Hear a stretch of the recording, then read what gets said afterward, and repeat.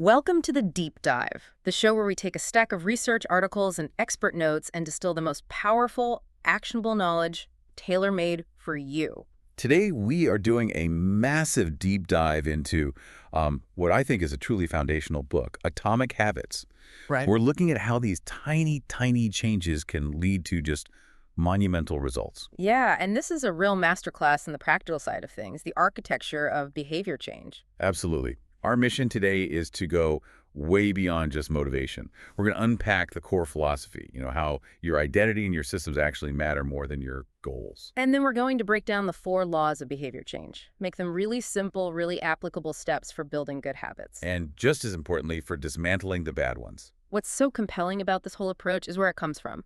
The author's journey didn't start with some big motivational speech or a grand plan. No, not at all. It started with absolute devastation. We had to start with his personal story, this high school baseball accident. It really frames everything. It really does. So, on the last day of his sophomore year, a baseball bat slips out of a classmate's hands during practice. And hits him right between the eyes.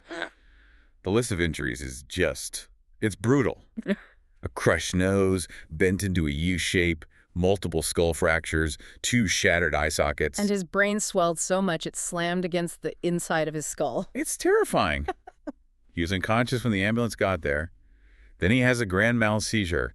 They had to put him in a medically induced coma on a ventilator just because the swelling was so fast. I mean, when he finally woke up, he couldn't smell anymore. And there's this one detail that just sounds like it's out of a horror movie. Oh, yeah, when he tried to blow his nose. The pressure forced his left eye to bulge out of the socket. It was just held in place by his eyelid and the optic nerve. Just unbelievable. Huh. And the recovery was so slow. Agonizingly slow. It took months for his eye to even slide back into place, 8 months before he could even drive a car again. And the physical therapy was just humiliating. He's practicing basic motor skills, like walking in a straight line. And then the psychological blow comes a year later. He gets cut from the varsity baseball team, the sport he'd loved since he was 4 years old. That's the kind of low point that could just completely derail a person. But instead of some huge comeback attempt, he goes to Denison University and he just focuses on these small, consistent habits. And they were so small, like making his bed, keeping his dorm room neat every day, lifting weights just 3 times a week. That's the whole point, right? That contrast. His success wasn't some sudden Hollywood story. It was this gradual evolution, a long, long series of tiny breakthroughs. Exactly. And that accumulation of small wins is what led him to become team captain, an academic All-American, and eventually the top male athlete at his university. It wasn't about luck. It was about the system he built. Which brings us to the foundational idea we really need to unpack today. The remarkable power of these small, consistent habits. And to really see how fast these tiny efforts compound, we have to look at the revolution that happened with British cycling. Okay, so for nearly a century, British cycling was just mediocre. That's putting it mildly. I mean, since 1908, they'd won only 1 Olympic gold medal. Their reputation was so bad that a major European bike manufacturer refused to sell them bikes. They were afraid the association with the team would hurt their own brand. Yeah, pretty brutal. Then in 2003, they hired Dave Brailsford as the new performance director. And his philosophy was what he called the aggregation of marginal gains. His whole theory was that if you break down everything that goes into riding a bike and you improve each little piece by just 1%, the cumulative effect would be transformative. And he looked at everything, not just the obvious stuff. They redesigned the seats to be more ergonomic. They rubbed alcohol on the tires for just a tiny bit more grip. They had heated overshorts to keep muscle temperature perfect. They even painted the inside of the team truck white so they could spot dust easier, because dust can affect the bike's maintenance. Yeah, they tested massage gels, sleeping mattresses, the type of pillows the riders used. We're talking hundreds of 1% adjustments. Most of them are totally invisible on their own. And that's the thing. This system wasn't immediately rewarding. I mean, you improve your pillow by 1%, you don't feel 1% better the next day. No, but the results speak for themselves. Huh. Within 5 years of the 2008 Beijing Olympics, British cycling just dominated. They took 60% of all the available gold medals. And then 4 years later, in London, they broke 9 Olympic records and 7 world records. Over the next decade, they won 178 world championships and 5 Tour de France titles in 6 years. It's undeniable proof that these tiny cumulative improvements lead to results so much faster than you could possibly imagine. It's all about how marginal gains add up to massive success. Okay, let's unpack this core philosophy a bit more, and let's start with the math. It's so tempting to look for that one big decision that changes everything. But the daily 1% is where the real power is hiding. The math is, I think, the single most compelling piece of data in the whole system. If you get just 1% better every single day for a year, you finish that year 37.78 times better than where you started. That's just exponential growth working for you. Yeah. But the reverse is just as powerful and, frankly, terrifying. If you let yourself get 1% worse every day, that decline compounds until you're down to almost nothing. It really shows that habits are the compound interest of self-improvement, right? They feel so insignificant day to day, like saving $10. Exactly. But the impact over 5 or 10 years is just enormous. And this leads to a really fundamental shift in how you should see things. Which is? You should be way more concerned with your current trajectory than with your current results. Your outcomes right now are just a lagging measure of your past habits. They're historical data. So if you're not happy with your weight, that's a lagging measure of your eating habits from the past few months. If your net worth is low, that's your past financial habit. Precisely. The system you are running today is what dictates your results tomorrow. So think about two people. One is a millionaire, but they're spending more than they earn every month. The results look amazing right now. But their trajectory is a disaster. They're heading for collapse. The other person is broke, but they've set up a system to save a little bit of money every single month. Their current results look terrible. But their trajectory is solid. That's the person you want to be. So if this math is true, why don't we feel it? Why do we get so frustrated when we start a new habit and don't see an immediate transformation?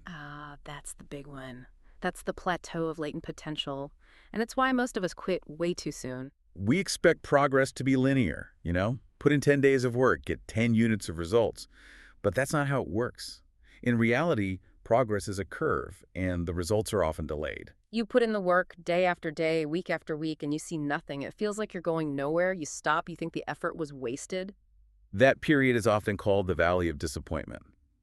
But the work isn't wasted, it's just being stored. I like the ice cube analogy for this. It's perfect. Think about an ice cube in a cold room. The temperature goes from 25 degrees to 30 to 31. You're putting in energy, but nothing is visibly changing. And then, at 32 degrees, it starts to melt. The breakthrough happens all at once, but it was all that energy you put in before that mattered. Mastery requires that kind of patience. The San Antonio Spurs, a team built on consistency, they have a quote from Jacob Rees hanging in their locker room about a stonecutter. Right. Rees talks about watching a stonecutter hammering at a rock, maybe 100 times, and not a single crack shows. But then, on the 101st blow, the rock splits in two. And he knows it wasn't that last blow that did it. It was all the blows that came before. Every single repetition mattered, even the ones that felt like they did nothing. So the takeaway is that the time you invest isn't wasted, it's just stored. But if the path is that long, how do we make sure we're even on the right path? So that brings us to a huge shift in thinking. You have to focus on systems, not goals. We are obsessed with goals. Lose 20 pounds, hit a sales target, write a book. But goals have these built-in limitations. For one, they're fleeting. Once you achieve a goal, the satisfaction is temporary. So you either have to set a new goal or you just stop and revert to your old habits. You're always putting off happiness until the next milestone. And goals create this either situation. You lose 20 pounds, you succeed, you lose 19, you feel like a failure. It's so rigid. Right. What if you start training for a marathon but discover you actually love trail running instead? The goal can actually limit your ability to pivot. Exactly. Goals are about winning the game. Systems are about continuing to play the game. It's about endless refinement and continuous improvement. But if you take away the goal, like lose 20 pounds, how do you keep the system from just drifting? Because the system itself becomes the desired state. Think about a coach. The goal is to win a championship. But the system is how you recruit, how you practice, how you manage your team. If you only focus on the goal, you're just stressed about the outcome. If you focus on the system, the results tend to take care of themselves. True long-term thinking is goalless thinking. And this leads to maybe the most important lesson in the whole book. You do not rise to the level of your goals. You fall to the level of your systems. So if you're struggling with a bad habit, the problem isn't a lack of willpower, it's that you have the wrong system. And to make those systems stick, we have to go to the deepest layer of behavior change, which is all about identity. Identity-based habits. So we tend to focus on outcomes, the results, and then processes, the systems. Right, but the most powerful changes happen at layer 3, your identity. your beliefs about who you are. This means you have to focus on becoming a certain type of person, not just achieving a certain result. Instead of the goal being write 10 pages, the identity is I'm a writer. Why is that so much more powerful? Because if your identity doesn't change, the habit won't stick when things get hard. If you still see yourself as a smoker who is trying to quit, you're going to struggle forever. What if you see yourself as a non-smoker? The temptation just becomes irrelevant. It's not who you are. So every action you take is like a vote for the person you want to become. Exactly. You study for 20 minutes, you cast a vote for being an intellectual, you run for 10 minutes, you cast a vote for being an athlete. The goal isn't to be perfect. It's just to cast more votes for your new identity than for your old one. There's a great example of this with Brian Clark, the entrepreneur who used to bite his fingernails. He managed to stop for a bit using willpower, but he knew it wouldn't stick until he changed how he saw himself. So he did something really interesting. He had his wife book him his first ever professional manicure. He didn't just stop the negative thing, he started a positive ritual. And when the manicurist complimented him on how healthy his nails were, he felt this immense pride. And that pride reinforced the new identity. He became someone who takes care of his appearance. The habit of not chewing his nails became effortless because it was consistent with who he now was. Okay, that shift from a result to an identity is so powerful. But how does that process actually work in our brains? Let's get into the science of the habit loop. And it starts way back in 1898 with Edward Thorndike. Thorndike created what he called a puzzle box. He'd put cats inside, and they could only get out and get some food by doing a specific thing, like pressing a lever. And at first, the cats were just random. They're clawing, meowing, poking around. But eventually, they'd stumble on the lever by accident and escape to their reward. And he tracked their progress. One cat, Cat 12, went from taking 160 seconds to get out on the first try to just 6 seconds after a dozen trials. The learning curve was exponential. And this led to Thorndike's big insight, the law of effect. Behaviors that are followed by satisfying consequences tend to be repeated. That is the biological foundation for this whole framework. Your brain isn't running on logic, it's running on repetition and immediate satisfaction. Right. So why does the brain even bother creating these habits? It's really about reducing cognitive load. Habits are just mental shortcuts learned from experience. They're automatic solutions to problems you face over and over. Our conscious mind is the bottleneck of the brain, right? It can only really focus on one, maybe two complex things at once. Exactly. So as you repeat something, tying your shoes, driving to work, the brain automates it. It frees up your conscious mind to focus on new things that are actually important. The brain basically creates a rule. If this happens, then do that. And the more you do it, the more that neurological pathway gets reinforced. And that process defines the 4 steps of the neurological feedback loop. It's running all the time in the background, and we can break it down into a problem phase and a solution phase. The problem phase starts with the cue. That's the trigger, the piece of information that predicts a possible reward. That cue then triggers a craving. This is the motivational force. It's the desire for a change in your state. And the craving isn't for the habit itself. What do you mean? Well, you don't crave checking Instagram. You crave the feeling it gives you, the distraction, the connection, the escape. Got it. Then we move to the solution phase, which starts with the response. The response is the actual habit you perform, the action. And finally, the reward. The reward is the end goal that satisfies the craving. And, this is crucial, it teaches your brain what to remember for the future. The reward does 2 things. It satisfies you now, and it educates you for later. So if the reward is satisfying, the loop closes, and your brain says, okay, remember that. Next time we see that cue, do that action. That's the entire engine of behavior. Cue, craving, response, reward. Running in a split second every moment you're alive. To change your behavior, you just have to learn how to manipulate that engine. Okay, so now we can introduce the 4 laws of behavior change, which is the simple framework for hacking that habit loop. To build a good habit, we just optimize each stage. So you make the cue obvious, you make the craving attractive, you make the response easy, and you make the reward satisfying. And later we'll see how you just invert those to break bad habits. So let's start with law 1, make it obvious. The first challenge here is awareness. Because habits are automatic, they become non-conscious. You don't even have to be aware of a cue for a habit to get triggered. There's that story of the veteran paramedic at a family dinner. She takes one look at her father-in-law and tells him he needs to go to the hospital right now. She couldn't explain why. Not consciously, but years of experience had trained her brain to recognize the subtle changes in his face that signaled an impending heart attack. She saw the cue even if her conscious mind didn't process it. And this is also why old, unwanted habits can pop up out of nowhere. Right, like the former preschool teacher who, years later in a corporate office, found herself asking her colleagues if they'd washed their hands after using the restroom. The cue seeing someone exit a bathroom was just so strongly wired to that old response. So the first step is you have to become aware of your own habits. You do an audit. This is the habits scorecard. You literally list out everything you do in a day, no matter how small. Scroll on my phone, bite my nails. And to fight that non-conscious drift, you can use a technique called pointing and calling. It was pioneered by the Japanese railway system. It sounds kind of silly, but it is incredibly effective. As the train operators work, they don't just look at a signal. They physically point at it and say out loud, "Signal is green."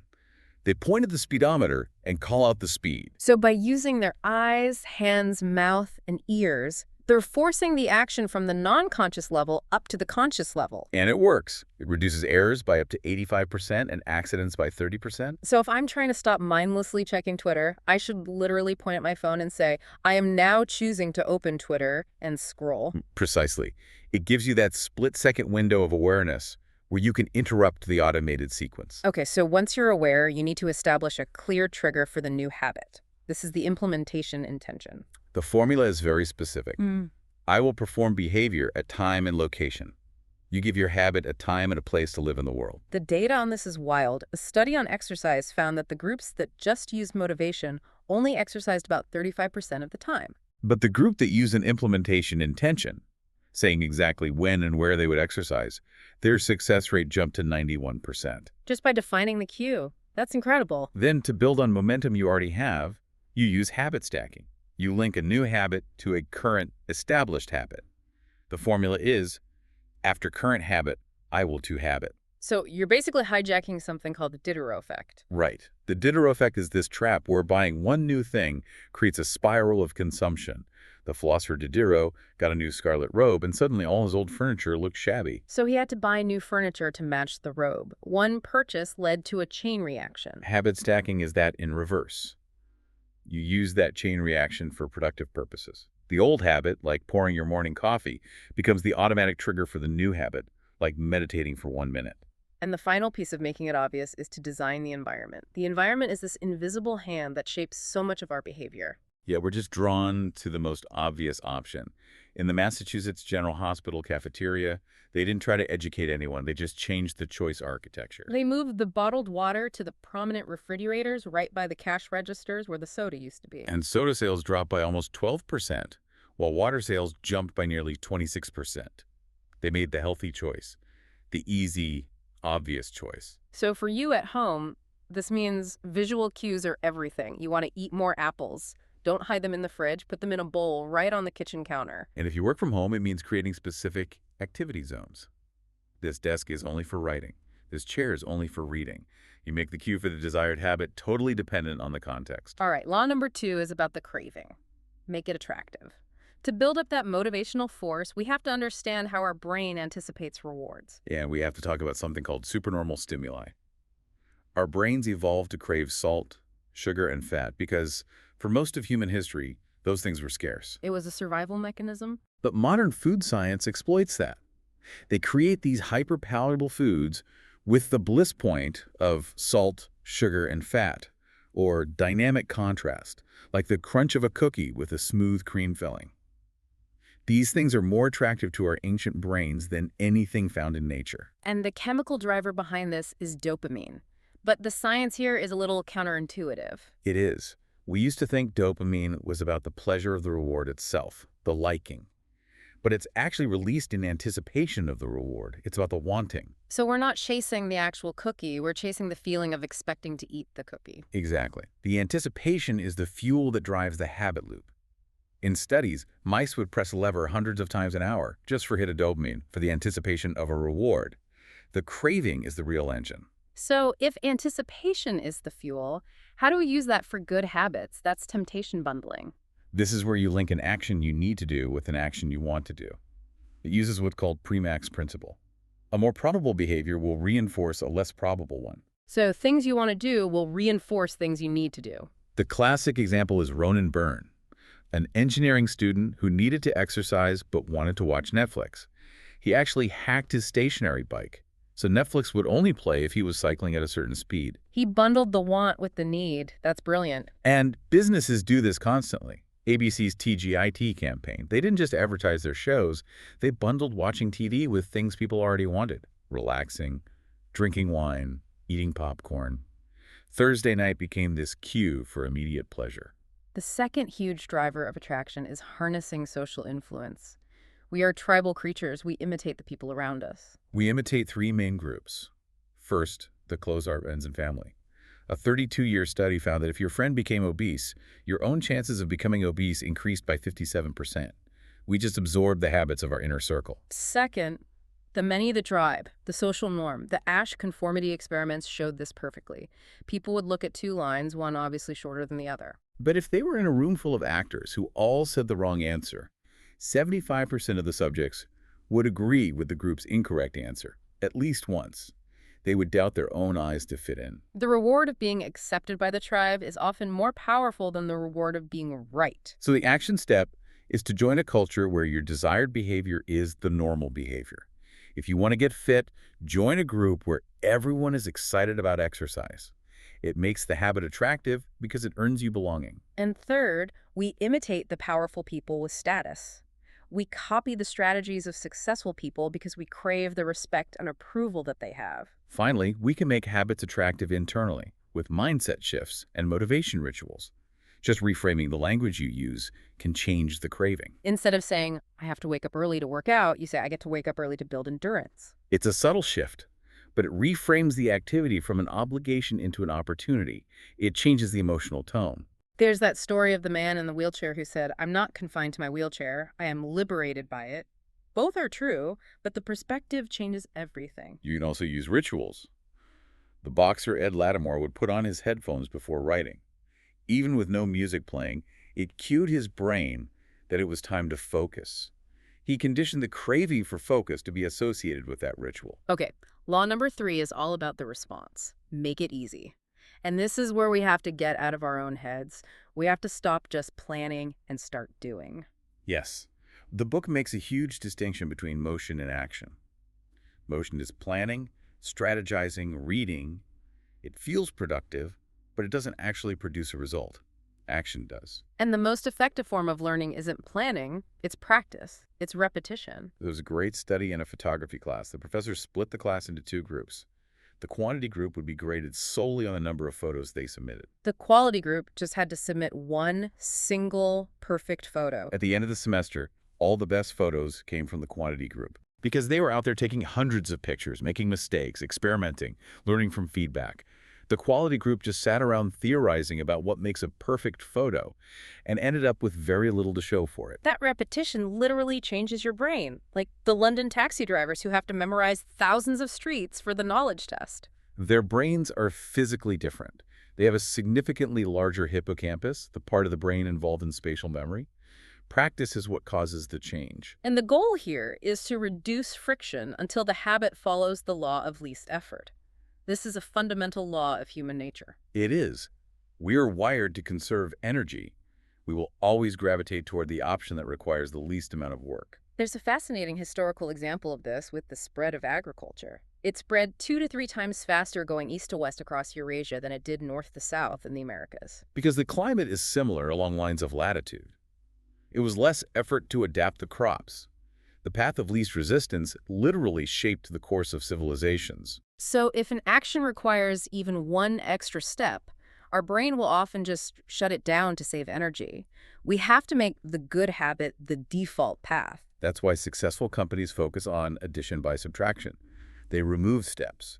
They reduce the number of fields on a form. The British government increased tax collection rates just by changing a link to go directly to the form instead of a download page. One less click. And for your own life, the best way to do this is to prime the environment. You prepare your surroundings to make your future actions as easy as possible. There's an IT developer named Oswald Knuckles who has a habit he calls resetting the room.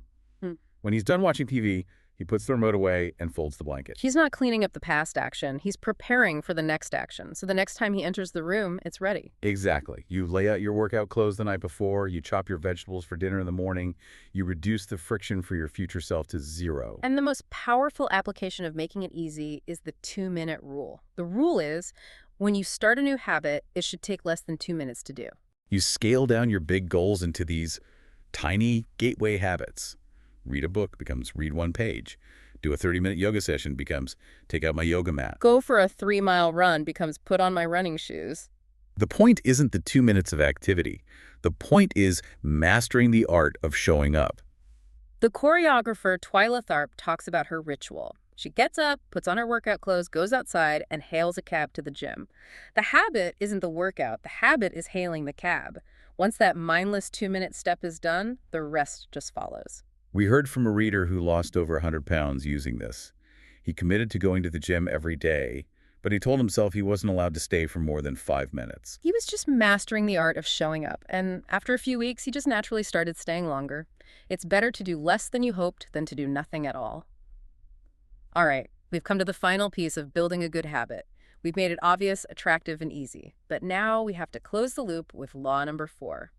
Make it satisfying. This is so critical, and it's often the missing piece. It's about that concept of time inconsistency we mentioned. The rewards for most good habits, health, wealth, knowledge, are all delayed. But our brains evolved to prioritize immediate rewards. So if the payoff is months away, the brain just doesn't connect the action with the reward and it doesn't bother to repeat it. The cardinal rule of behavior change is this. What is immediately rewarded is repeated. So we have to find a way to inject some immediate satisfaction into these long-term habits. We need to feel a win right now. And one of the simplest, most effective ways to do this is with visual habit tracking. Yeah, just the simple act of putting an X on a calendar or moving a paperclip from one jar to another, it creates this immediate, tangible sense of progress and accomplishment. The satisfaction is twofold, right? First, seeing that chain of X's reinforces your identity. I'm the kind of person who doesn't miss workouts. And second, the simple act of marking it off feels good. It's a little hit of satisfaction that closes the habit loop and tells your brain, that was a success, do it again. It's the don't break the chain method. The longer your streak gets, the more motivated you are to keep it going, just for the satisfaction of not breaking that visual chain of success. Another way is to attach an immediate, tangible reward that aligns with your identity. So if you complete your habit of reading one page, maybe your immediate reward is getting to listen to your favorite song. The key, though, is that the immediate reward can't contradict the habit. You don't reward yourself for exercising with a giant slice of cake. Right. The immediate reward is just a bridge. It's an incentive that keeps you going now until the bigger natural rewards of the habit have time to show up. The main takeaway here is that you have to feel successful right after you complete the habit, even if that success is just a check mark on a piece of paper. If you don't design an immediate reward, your brain will always choose the path of immediate gratification elsewhere. Okay, so now that we have the framework for building good habits, we just flip it on its head to break the bad ones. It's just as powerful when you invert it. Right, so it becomes make it invisible, unattractive, difficult, and unsatisfying. Let's start with the inversion of Law 1. Make it invisible. This is all about the cue. And the big idea here is that discipline isn't about resisting temptation. It's about avoiding it in the first place. Exactly. People we think of as disciplined are often just better at structuring their lives so they don't have to face temptation. It is so much easier to avoid a temptation once than to resist it every single day. The example of the Vietnam War heroin problem is just staggering here. It is. Nearly 20% of U.S. servicemen in Vietnam became addicted to heroin. Now, back home, the relapse rate for a typical heroin user is 90%. But for the returning veterans, only 5% became re-addicted. Why? Because the entire environment changed. All the cues were gone. The stress of combat, the friends they used with, the physical location. When they came home to a totally different environment, the cravings weren't triggered. If the cue is invisible, the craving doesn't even start. So the practical step is just radical reduction of exposure. If you get distracted by your phone, don't just put it on silent. Lock it in another room until lunch. The friction of getting up to get it is usually enough to stop the impulse. Or deleting social media apps instead of just closing them. The friction of having to re-download the app forces a pause, and that pause is often enough to break the cycle. Next, We invert law 2 and make the craving unattractive. This is a mental game. You have to consciously reframe how you think about the bad habit. So instead of focusing on the temporary pleasure, you have to highlight the immediate pain or the negative consequences. Exactly. It's about reframing the habit. When you crave a cigarette, your brain focuses on that immediate nicotine rush. To make it unattractive, you have to consciously change that thought. So instead of I want a cigarette, the thought becomes, if I smoke this, I'm voting for being out of breath when I play with my kids. You have to make the long-term cost feel immediate. Calculate how much that daily unnecessary coffee costs you over 20 years with compound interest. Suddenly, that $5 coffee feels like a $100,000 loss. You're hijacking the anticipation phase. Instead of anticipating pleasure, you're training yourself to anticipate the pain. Then we invert law 3, make it difficult, increase the friction for bad habits. And the best tool for this is a commitment device. This is a choice you make in the present that locks in your behavior in the future. Victor Hugo, when he was facing a deadline for The Hunchback of Notre Dame, used the ultimate commitment device. He took all his clothes, except for a big shawl, and had his assistant lock them in a chest. He literally couldn't go outside. He had no choice but to stay in and write. He made procrastination impossibly difficult. A modern version is using technology to automate good behavior. Nir Eyal uses an outlet timer that just cuts the power to his internet router at 10 p.m. every night. Willpower isn't even part of the equation. He automated the prevention of the bad habit. It's like the invention of the cash register. John Henry Patterson's store was losing money to employee theft. He bought one of the first cash registers, which automatically locked the cash drawer after every sale. Theft vanished overnight. He didn't change the employees. He just made stealing practically impossible. He automated ethical behavior. And finally, we invert law 4. Make it unsatisfying.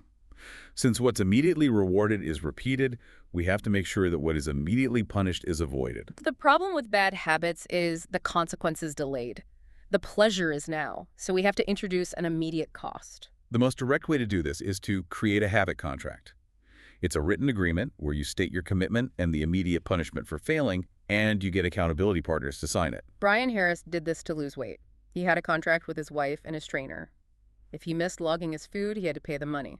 If he missed a weigh-in, he had to wear the hat of his favorite sports team's biggest rival. That immediate fear of financial loss or social humiliation is a powerful, immediate punishment. Knowing someone is watching introduces an immediate social cost, and that makes the bad habit very, very unsatisfying. Okay, let's bring this all home. We've covered the power of 1%, why systems beat goals, and the full map of the 4 laws. So, to build a good habit, make the cue obvious, the craving attractive, the response easy, and the reward satisfying. And to break a bad habit, you just invert them.